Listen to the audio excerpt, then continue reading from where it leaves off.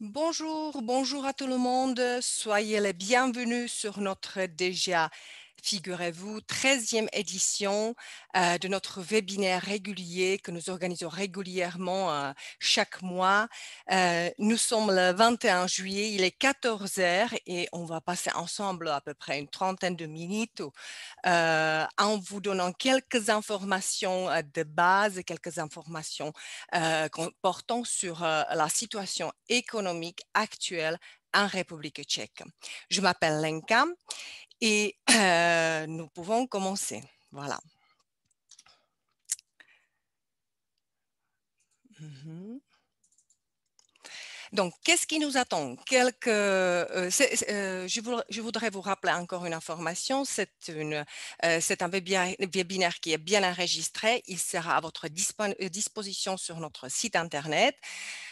Donc, vous pouvez le revoir juste après la fin de cette édition. Qu'est-ce qui nous attend? Donc, nous allons vous informer sur la situation sanitaire actuelle en République tchèque. On va vous présenter quelques données économiques de base, quelques actualités, quelques sujets qui sont bien populaires dans les médias tchèques. Et à la fin de notre édition, comme d'habitude, n'hésitez pas à nous poser des questions. On va essayer de vous répondre immédiatement. Le chat, il est aussi à votre disposition. N'hésitez pas. Voilà. Donc, quelques informations concernant la situation du Covid en République tchèque. Comme d'habitude, pour vous rappeler les chiffres clés qui sont actuels en fait de ce matin. Regardez bien sur le premier slide. Toujours, n'oublions pas que ces chiffres, ils sont par rapport au nombre d'habitants en République tchèque qui est 10 millions et demi à peu près. Donc là, regardez, on a à peu près plus qu'1,5 million de cas confirmés. Le nombre de patients qui sont hospitalisés dans les hôpitaux diminue progressivement. On en est à peu près à 30, à une quarantaine. La vaccination se propage bien. Pour le moment, nous avons à peu près 10 millions de vaccins qui sont administrés. On peut constater que les 2 doses, ce qui veut dire que la vaccination elle est bien complète, donc ça veut dire qu'on a appliqué 2 doses et on en est après 15 jours après la dernière. Nous sommes à peu près à 40% de la population. L'idée, c'est d'avoir à peu près 70% de la population vaccinée à la fin du mois de septembre. Euh, on espère y arriver bientôt. Le gouvernement a mis en place des mesures pour motiver le mieux ceux qui hésitent encore de se faire vacciner. Voilà. Le nombre de cas confirmés pour 100 habitants sur les derniers 7 jours ne dépasse pas 15, ce qui est un chiffre comment dire, bien bon. Donc, ça veut dire que la pandémie, elle est plutôt en déclin. Euh, Sur le graphique suivant, vous pouvez voir une tendance, le profil de la tendance depuis le début. Donc, le pic ou le sommet, c'est ce qui s'était passé au mois de mars. Pour le moment, la tendance, elle est presque en diminution. Donc, je pourrais dire que aussi grâce à la vaccination, la vie, elle est revenue vers plutôt la normale. Quelques informations utiles si vous êtes à Prague, si vous êtes en République tchèque, vous avez des questions, vous pouvez voir à votre droite le numéro bien accessible aussi en anglais pour les étrangers s'il y a n'importe quelle question. Sur une nouveauté, sur le site internet ochko.usis.cz, il y a des certificats qui sont récemment accessibles aussi pour les étrangers, donc c'est plutôt une nouveauté.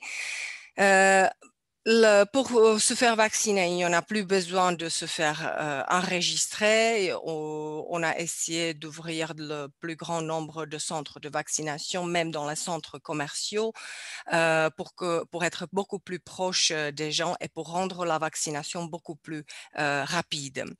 Euh, une autre mesure annoncée par le gouvernement pour pouvoir accéder à ce chiffre de 70% de personnes vaccinées, c'est qu'à partir du 1er septembre, les tests qui sont pour le moment gratuits ou qui sont payés par le budget d'État seront aux frais des patients. Euh, pour le moment, de toute façon, se faire vacciner, ce n'est pas obligatoire, même pas pour les gens qui travaillent dans les services médicaux. Euh, à ma connaissance, en France, la situation elle est un peu plus différente. Je ne sais pas encore et on ne sait pas encore non plus, nous le sait, si on va prendre la même piste ou pas. Pour le moment, de toute façon, ce n'est pas obligatoire, mais pour la vie, je dirais, quotidienne, ça devrait faciliter la vie aux gens. Donc, voilà.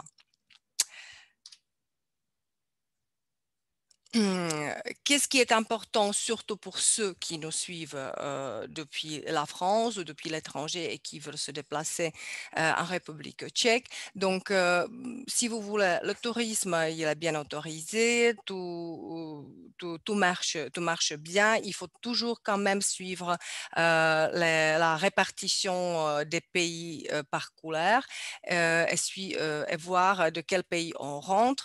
Il y a toujours des régulations à suivre. Je rappelle que pour le moment, les pays qui sont en couleur vert ou orange, euh, on a besoin d'avoir soit d'un test antigène ou un test PCR, soit avant ou après l'arrivée dans le pays. Et bien sûr, il faudrait, comme d'habitude, remplir le formulaire qui est à télécharger sur le site Internet. Par contre, les pays qui sont classés parmi les pays rouges et rouge foncé, il faut avoir 2 tests, celui-là avant votre départ et remplir le formulaire. Et après le 5e jour, de nouveau le PCR, donc après votre arrivée. Entre-temps, il faut rester en auto-isolation. Le gouvernement ne recommande pas de voyager dans les pays en couleur noire, seulement pour des raisons vraiment très importantes, justifiables. De toute façon, ce qui reste valable pour toutes les 3 couleurs, et c'est l'exception, c'est-à-dire les personnes qui sont vaccinées ou qui ont la preuve d'avoir eu la maladie dans l'espace de 180 jours, ils ne doivent pas faire tous ces tests et voilà, et ils ne doivent même pas être en quarantaine. C'est valable même pour ceux qui viennent des pays de la couleur noire. De toute façon, les tests dans les entreprises ne sont plus réguliers, ne sont plus obligatoires. Pour autant, il est recommandé que chaque employé qui revient de son congé doit passer le test pour prouver qu'il est bien négatif. Une application mise en place qui s'appelle Le Point, Tečka en Tchéquie. Là, toutes ces certifications sont à télécharger. Donc, le slide suivant. Attendez.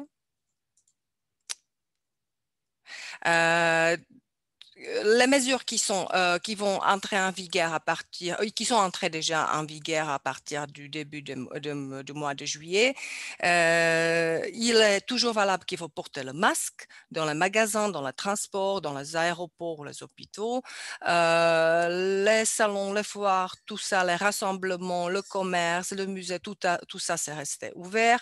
Ils peuvent avoir lieu.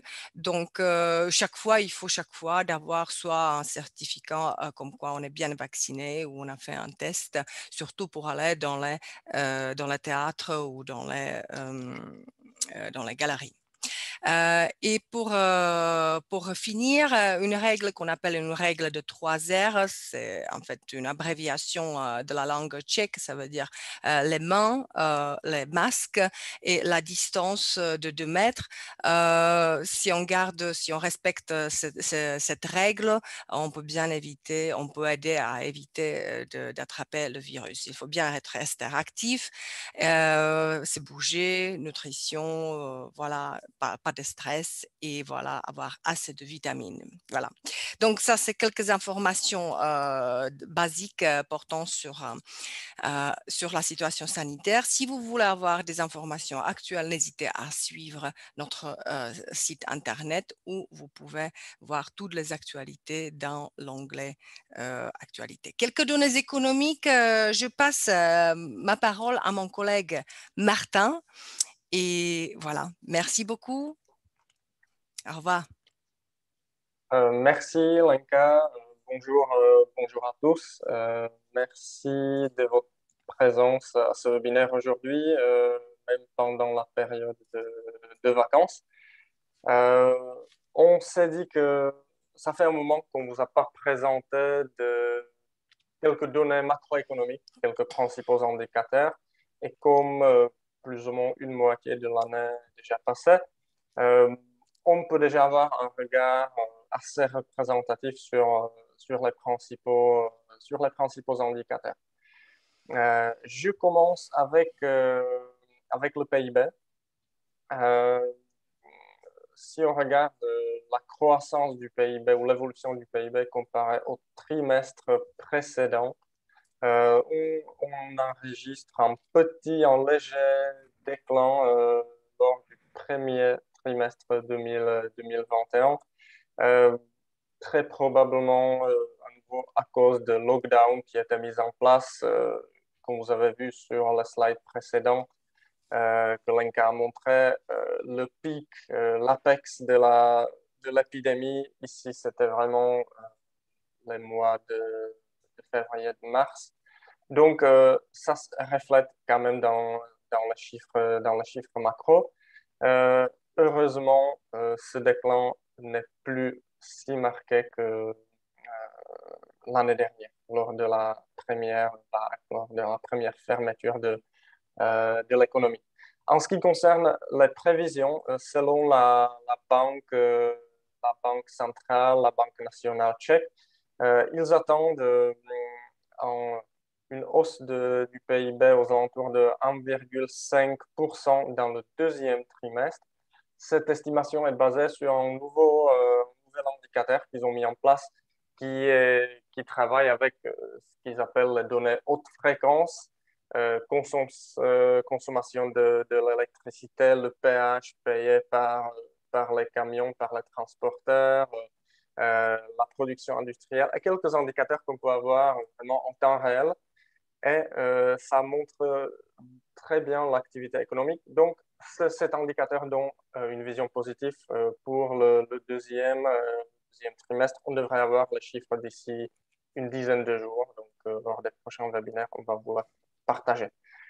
Voilà, donc c'était pour le PIB. En ce qui concerne le taux de chômage, comme vous le savez, la République tchèque est un pays dans le contexte européen qui, euh, qui profite du marché de travail assez sain avec le taux de chômage très bas.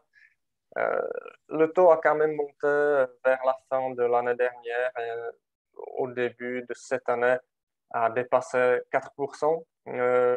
Depuis le mois de février, elle est à nouveau en baisse pour arriver à quelques 3,7% en juin 2021. Taux d'inflation euh, plus ou moins stable, plus ou moins la même évolution que dans d'autres pays européens. Si ma mémoire est bonne, le taux d'inflation de la zone euro actuellement est quelque 2,3%, donc on est un petit peu en dessus. Mais quand même, le taux d'inflation reste sur des niveaux assez raisonnables. Euh, Production industrielle. La République tchèque est un pays dépendant de la production industrielle. L'industrie de transformation représente quelque 26-27% de notre PIB. Donc, on peut dire que l'industrie est la force motrice de l'économie. Euh, Quand j'ai réfléchi sur les indicateurs, j'ai décidé de me baser sur un indicateur qui compare la production actuelle à la moyenne de l'année 2015, donc une base qui est commune, parce que avec les indicateurs year to year, year to month, période précédente, on reçoit toujours dans cette période, on reçoit des résultats assez ambigu, assez erroné, parce que l'année dernière, on a connu de fortes baisses de la production. Donc, comparer quelque chose avec la production de l'année dernière ne donne pas vraiment une image très précise. Donc, si on regarde quelle était la production industrielle dans les différents mois de l'année 2019, 2020 et 2021, comparé à l'année 2015, on voit que cette année, on arrive au même niveau dans certains mois, mars, avril, on dépasse même le niveau de 2019, ce qui est assez positif. Donc, même si les entreprises tchèques, non seulement tchèques bien entendu, subissent quand même de la pénurie de composants, notamment en termes de composants électriques, électroniques, les matières premières, notamment dans le domaine de plastique, on voit que l'industrie se porte bien. Quand on décortique les chiffres un peu plus, on voit que les secteurs qui sont les plus dynamiques, euh, c'est la production de produits chimiques et pharmaceutiques et tout ce qui est lié à l'industrie des moyens de transport, donc notamment automobile. Si on regarde la production automobile ou l'industrie automobile séparément, la tendance est plus ou moins la même. On voit qu'en mars, en avril, on a vu une forte performance. On voit que la production a surperformé la production de l'année d'avant crise, donc 2019. Un léger déclin en mai, très probablement à nouveau lié à la pénurie de certains composants. Skoda a été obligé de mettre en suspension la production sur l'un de leurs sites à cause de manque de composants. Donc l'industrie, j'ai dit que l'industrie, c'est la force motrice de l'économie. Pourtant, 60% du PIB tchèque est toujours généré par le secteur tertiaire. Euh, Quand on regarde l'évolution du chiffre d'affaires dans le tertiaire, euh, on peut voir que la reprise dans le domaine des services est plus lente que dans le domaine industriel. Et la raison est assez claire. La fermeture de l'économie, le lockdown de ce printemps a vraiment fortement frappé les entreprises à nouveau dans le domaine d'hébergement, restauration, voyage, tourisme, etc. D'ailleurs, ces quatre secteurs sont ceux qui euh, ont vraiment une, le chiffre d'affaires ou la production très basse comparée à l'année 2015. Juste pour vous donner l'exemple, le chiffre d'affaires dans le domaine d'hébergement est égal à plus ou moins à quelques 25% de chiffre d'affaires qui était réalisé en 2015, que j'ai pris comme l'année de base. Donc, euh, certains secteurs subissent quand même une crise assez grave. D'autres secteurs performent extrêmement bien, notamment tout ce qui est lié aux technologies d'information et de communication, et aussi tout ce qui est le secteur de la logistique, notamment le secteur de courrier, de transport, etc. Donc, les services. Et pour terminer, juste un petit regard sur les exportations et les importations. La Tchéquie est un pays très dépendant des échanges commerciaux internationaux, 86% de nos échanges commerciaux se font avec d'autres pays de l'Union européenne, donc une liaison qui est vitale pour le pays comme le nôtre. Sur ce graphique, on voit le volume de nos exportations en milliers d'euros en 2019, 2020, en 2021, l'un après l'autre. Et on voit quand même que les chiffres réalisés en 2021 dépassent largement celles réalisées en 2020 et même la performance en 2019, donc l'année avant la crise Covid. Et si on regarde les importations, la tendance est plus ou moins la même. Si on avait la moyen de mettre, je ne l'ai pas fait pour cette fois-ci, de mettre ces deux graphiques dans un seul, on verrait que la balance commerciale reste excédentaire en faveur de la République tchèque et que cette balance est de plus en plus positive. Donc, j'espère que je ne vous ai pas trop inondé par les graphiques, par les chiffres. Et je passe la parole à Joseph qui va vous présenter, comme d'habitude, quelques informations, quelques actualités économiques. Merci Martin, bonjour à tout le monde. J'espère que vous allez bien. Je m'appelle Joseph Miller et je suis conseiller à la Chambre de commerce franco-tchèque. Et je vais vous présenter donc trois sujets les plus discutés dans l'espace médiatique depuis quelques dernières semaines. Et si vous avez des questions, n'hésitez pas à les poser dans le chat et on va vous répondre. Alors, le premier sujet, c'est le rachat possible d'Avast. Avast, c'est une société antivirus multinationale tchèque dont les racines remontent à 1988 et c'était une des premières sociétés dans le domaine de la sécurité informatique. Ils fournissent des programmes antivirus pour ordinateurs et appareils mobiles et les produits Avast sont aujourd'hui utilisés par plus de 435 millions d'utilisateurs dans le monde entier, en grande partie gratuitement. Avast emploie aujourd'hui plus de 1700 personnes et bloque chaque mois 1,5 milliard d'attaques informatiques. En ce qui concerne les ventes, Avast est le deuxième plus grand producteur d'antivirus au monde après la société qui s'appelle Symantec. Et aujourd'hui, c'est la société américaine qui s'appelle NortonLifeLock, anciennement connue aussi sous le nom de Symantec, qui négocie l'acquisition possible d'Avast. Et en cas de vente, ce sera la plus grosse vente d'une société tchèque. Parce que le journal économique américain The Wall Street Journal estime la valeur de la transaction à plus de 8 milliards de dollars, environ 170 milliards de krones tchèques. Et l'objectif de NortonLifeLock est clair parce que l'acquisition d'Avast renforcerait les logiciels grand public dans son portefeuille. Parce que le directeur exécutif d'Avast, M. Ondřej Vlček, en janvier 2020, annonçait la fermeture de la division JumpShot, qui était chargée de la collecte des données à cause d'un scandale. Et du coup, l'équipe d'Avast a perdu l'un des moyens possibles de gagner l'argent. Le plus gros bénéfices aujourd'hui sont apportés à la société par leur modèle freemium, où ils proposent des services pour un antivirus gratuit pour des frais supplémentaires. Ce sont des services comme la VPN, la gestion des mots de passe ou la verrouillage parental, etc.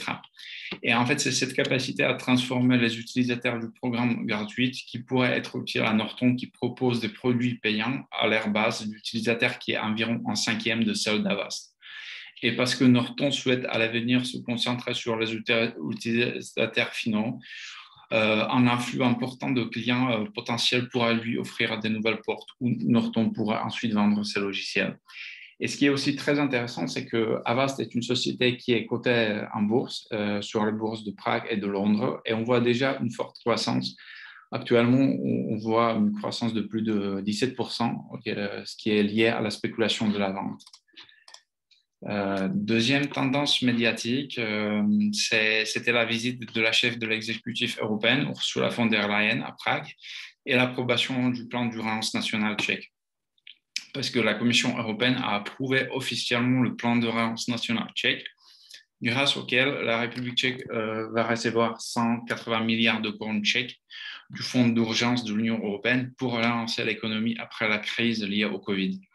La chef de l'exécutif européen, Ursula von der Leyen, était également venue à Prague cette semaine pour discuter des idées tchèques sur l'utilisation de l'argent avec le Premier ministre tchèque. La Tchéquie va recevoir le premier argent probablement en septembre, après son approbation par le ministère des Finances des États membres. Entre-temps, la Commission a demandé à la République tchèque, en tant que seul pays de l'Union, de modifier la section relative au conflit d'intérêts. Si ce ne sera pas le cas, la République tchèque devrait rembourser 900 millions d'euros de préfinancement et ne pas obtenir l'argent restant pour relancer l'économie. La Commission européenne a déjà approuvé les plans de plus de la moitié des États membres. Au total, 12 d'entre eux ont été confirmés la semaine dernière par le ministère des Finances des États membres, qui ont donné leur accord définitif à la distribution d'argent du fonds. Les pays de l'Union européenne peuvent encore obtenir 13% de leur part dans le cadre des projets de préfinancement. La Commission a reçu la stratégie tchèque au début de juin et ils ont eu 2 mois pour l'évaluer. Ces experts n'ont trouvé aucune erreur majeure dans le plan qui obligerait Bruxelles à dépasser le délai et à demander réparation, comme c'était le cas par exemple en Hongrie, parce que là-bas, la Commission européenne avait un problème avec l'insuffisance de la lutte contre la corruption dans les marchés publics. La Tchéquie a rempli tous les critères clés, selon lesquels, par exemple, 37% de l'argent doit être alloué à des projets respectueux du climat et 20% à la digitalisation.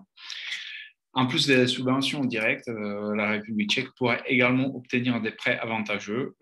Contrairement aux autres pays, la République tchèque n'a pas encore demandé ça, même si Andrej Babiš a ouvertement soutenu cette possibilité avant le sommet de juin. Le plan tchèque est divisé en 6 domaines principaux. C'est la transformation numérique, infrastructure physique et transition verte, éducation et marché du travail, institutions et réglementation, et soutien aux entreprises, recherche, développement et innovation et la santé. Et la majeure partie de l'argent sera destinée à des projets d'infrastructure et des projets écologiques pour lesquels, selon le ministre de l'Industrie, Karel Havlíček, 45% du montant total ira et 21% sera alloqué à la digitalisation. Dernière tendance médiatique dont on a choisi, c'est la présentation de la nouvelle stratégie de Škoda qui s'appelle Next Level Škoda Strategy 2030. Selon la stratégie, Škoda veut devenir plus internationale, plus durable et plus digitalisée dans 10 ans, d'ici 2030. Škoda va introduire au moins 3 voitures purement électriques et ils veulent vendre entre 50 à 70% des voitures électriques en Europe au cours des 10 années qui vont venir. Les 3 usines de Škoda en République tchèque vont produire des composants électriques ou des véhicules entiers électriques, c'est-à-dire des usines à Mladá Boleslav, à Kvasiny et à Vrchlabí. La production de systèmes de batterie, qui est le plus important aujourd'hui, va commencer à Mladá Boleslav au début de l'année prochaine. Et d'ici 2030, Škoda veut être l'une des 5 marques les plus vendues en Europe. Elle veut également y parvenir avec des voitures abordables. Par exemple, il s'agira du modèle Fabia, dont le prix passera en dessous de 14 000 euros. Et Škoda veut aussi devenir une marque européenne leader en Inde, en Russie et en Afrique du Nord. Et de cette façon, ils vont augmenter leur potentiel de vente dans le monde à 1,5 million de véhicules par année. Et c'est surtout avec le modèle Škoda Kushaq qui sera présenté, qui est fabriqué sur mesure pour les clients de ces régions. Škoda a également augmenté ses objectifs de durabilité parce que d'ici 2030, il souhaiterait réduire les émissions de plus de 50% par rapport à l'année 2020. Et dans le même temps, une femme devrait occuper une poste de direction sur 4 d'ici 10 ans. Škoda va aussi améliorer son showroom virtuel et les ventes online parce qu'ils estiment que d'ici 2025, une voiture sur 5 sera vendue en ligne. Et ce qui est intéressant, c'est en fait qu'en Belgique, pour Škoda, c'est déjà le cas. Et du coup, la stratégie de Škoda est même en avance par rapport à des plans de la Commission européenne parce que la présidente de la Commission européenne, Ursula von der Leyen, souhaite la fin des voitures conventionnelles Et sa Commission européenne a prévu une finale pour les voitures à essence et à diesel pour 2035. Le projet qu'elle a présenté cette année doit être encore discuté par les États membres de l'Union européenne et par le Parlement européen. L'exécutif européen souhaite également soutenir de manière significative la vente des voitures électriques pour lesquelles les États membres devraient construire beaucoup plus de stations de recherche. Et une des propositions qui étaient présentées par la Commission prévoit que les États membres doivent fournir une station de recherche pour les voitures électriques tous les 60 km d'autoroute et une station de recherche pour les voitures à hydrogène tous les 150 km. Et d'ici 2030, selon la Commission, à peu près 4 millions de stations de recharge devraient être disponibles pour les voitures électriques dans l'Union européenne. Merci beaucoup. Et maintenant, je vais passer encore parole à mon collègue Martin qui va enchaîner avec des informations sur les événements à venir et des informations pratiques.